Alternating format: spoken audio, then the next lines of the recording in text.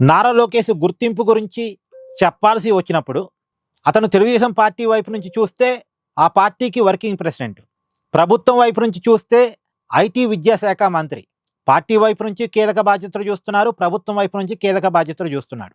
నాయకుడిగా, అందులోనూ మంచి నాయకుడిగా జనంలో పేరు తెచ్చుకుని ఎమర్జీ అవుతున్నాడు.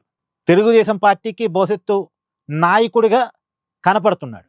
అయితే నారా లోకేష్ ఎంత బాధ్యతలు చూస్తున్నా, ఎంత నాయకుడిగా ఎమర్జీ అవుతున్నా అతన్ని నాయకుడిగా నిలబెట్టింది మాత్రం మంగళగిరి ప్రజలు.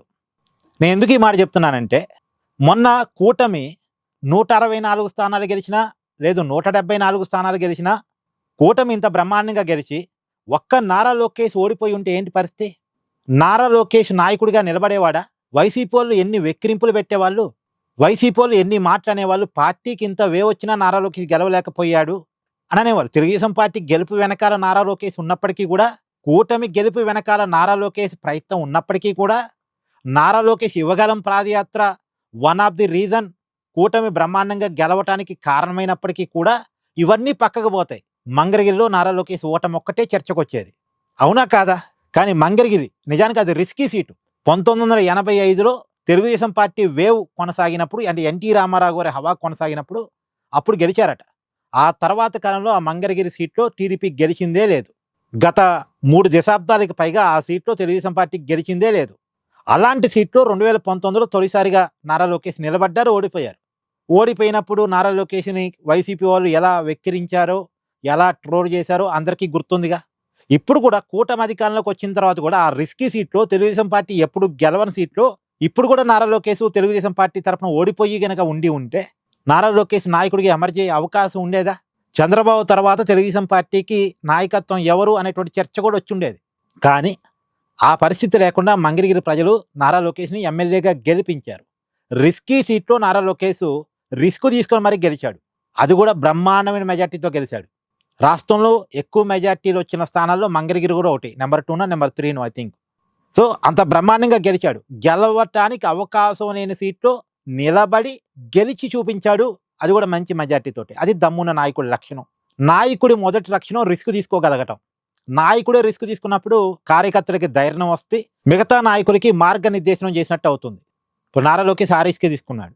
ఎలాగైతే చంద్రబాబు నాయుడు గారు కుప్పంని తన కంచుకోటగా నిర్మించుకున్నారో, మా నాన్నగారి నియోజకవర్గం లాగానే నాకు కూడా ఒక నియోజకవర్గం కావాలని లోకేష్ అనుకున్నారు. మంగళగిరిని అలా తయారు చేసుకున్నారు. ఓడిపోయిన చోటు నుంచే గెలిచి చూపించారు. ఇప్పుడు మంగళగిరిని అంటే గెలిచారు, ఓకే, నిలబెట్టుకోవాలి, దాన్ని తన కోటగా నిలబెట్టుకోవాలి. ఆ ప్రయత్నంలో కూడా నారా లోకేష్ ఇప్పుడు ఉన్నారు. రాష్ట్ర మంత్రిగా బాధ్యతలు చూస్తూ, పార్టీ వర్కింగ్ ప్రెసిడెంట్గా బాధ్యతలు చూస్తూ, మంగళగిరి ఎమ్మెల్యేగా కూడా మంగళగిరి ప్రజలకి చాలా టైం ఇస్తున్నారు. ప్రజలతో డైరెక్ట్గా మాట్లాడుతున్నారు. అది కూడా ఏసీ రూమ్లో కాదు, ప్రజలు ఎక్కడుంటే అక్కడికి పోయి మాట్లాడుతున్నారు.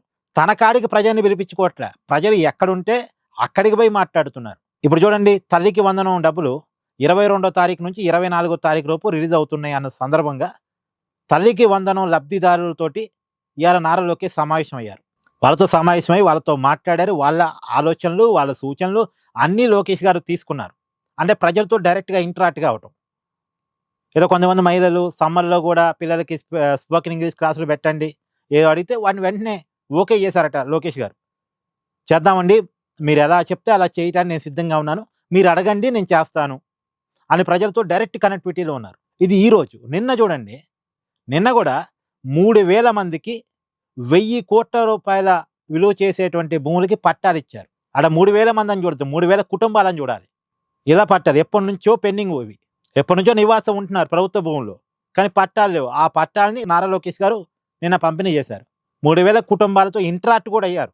సో ఆ 3,000 కుటుంబాలు ఇప్పుడు నారా లోకేష్తో ఇంటరాక్ట్ అయినప్పుడు, ఆ కనెక్టివిటీ నాయకుడితో డైరెక్ట్గా ప్రజలకు ఉన్నప్పుడు వాళ్ళు వదులుకోలేరుగా నాయకుడిని.